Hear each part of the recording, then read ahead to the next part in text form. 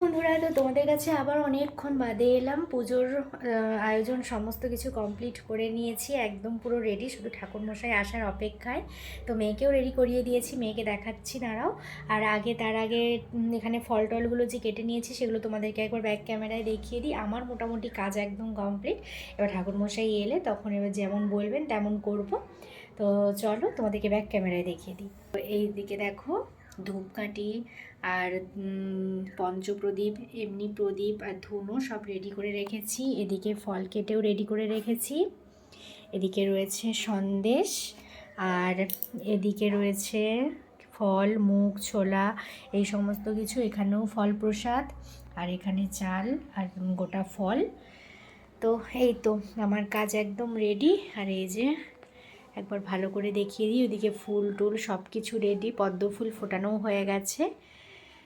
তো চলো আবার ব্রাহ্মণ আসুক, তারপর তোমাদের সাথে দেখা হচ্ছে।